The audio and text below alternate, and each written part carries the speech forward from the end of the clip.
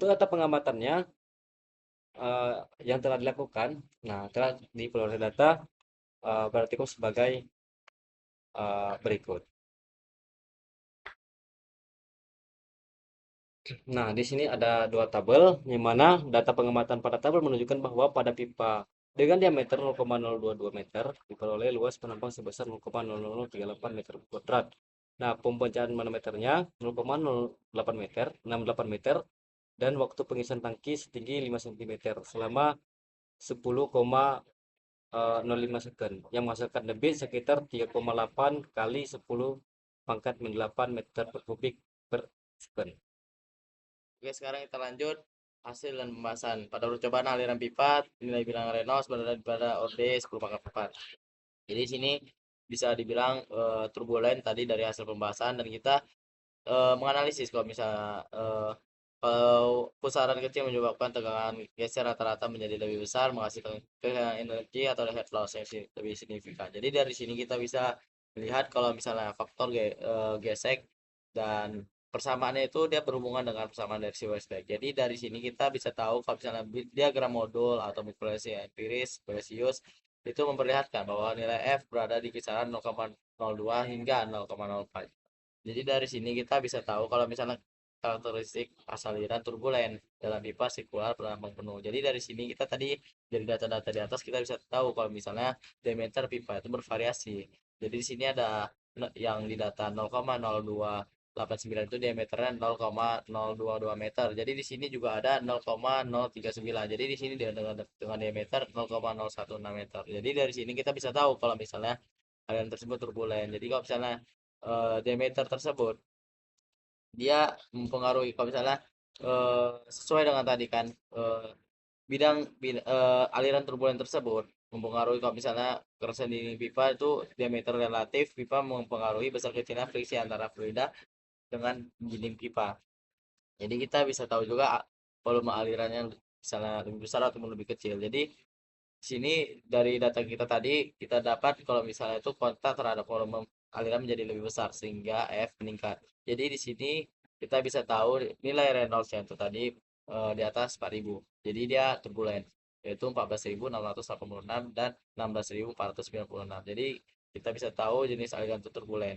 Dan di sini kita bisa tahu juga kalau misalnya sesuai dengan kurva modul atau Moody ataupun sama Blasius dari segi kecepatan dan debit terlihat bahwa meskipun diameter pipa lebih kecil 0,016 meter, dan di sini kita bisa tahu kalau misalnya kecepatannya lebih tinggi 1,557 meter per second, dan dibandingkan dengan diameter yang pipa lebih besar 1,008 meter per second. Jadi semakin eh, kecil diameter pipanya semakin cepat fluidanya itu mengalir. Jadi kalau misalnya diameternya itu lebih besar, fluidanya itu akan lebih lambat lah daripada yang lebih kecil tadi fluidanya. Oke, dan dari sini kita bisa tahu kenaikan head loss itu signifikan.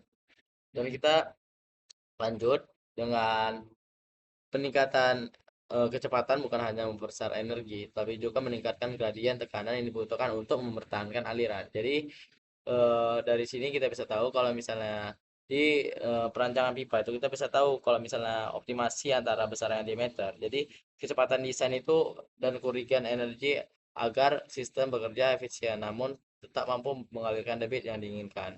Secara keseluruhan, percobaan ini menunjukkan hubungan antara diameter pipa, kecepatan aliran, dan bilangan Reynolds. Nah, dari itu ada tiga komponen tadi, diameter pipa, kecepatan aliran, dan bilangan Reynolds, serta koefisien gesek dalam aliran turbulen. Nah, jadi kita bisa tahu karakteristiknya alirannya. Setelah itu kita bisa menggunakan variasi material pipa kerasan benda yang berbeda dan rentang bilangan Reynolds yang lebih luas untuk memperoleh pemahaman lebih menyeluruh mengenai faktor-faktor yang mempengaruhi koefisien gesek pada aliran internal. Nah, jadi kita bisa tahu lah kalau misalnya kita bisa bisa mendesain pipa itu lebih komprehensif mendekati kondisi nyata dan yang di lapangan. Oke, dan dari situ kita bisa mendapatkan kesimpulannya. Kesimpulannya itu dari praktikum ini menganalisis hubungan antara diameter pipa, kecepatan aliran, dan koefisien gesek dalam aliran turbulen. Berdasarkan data beroleh, disebutkan bahwa yang pertama itu ada diameter pipa berbanding terbalik dengan koefisien gesek. Jadi dia berbanding terbalik lah dengan koefisien geseknya. Dari data yang tersebut tadi 0,02 meter menjadi 0,016 menyebabkan peningkatan koefisien gesek dari 0,0289 menjadi 0,039. Nah, ini disebabkan oleh meningkatnya pengaruh gesekan dinding relatif terhadap volume cairan. Dan di nomor dua ini ada aliran yang terbentuk pada kedua pipa adalah aliran turbulen.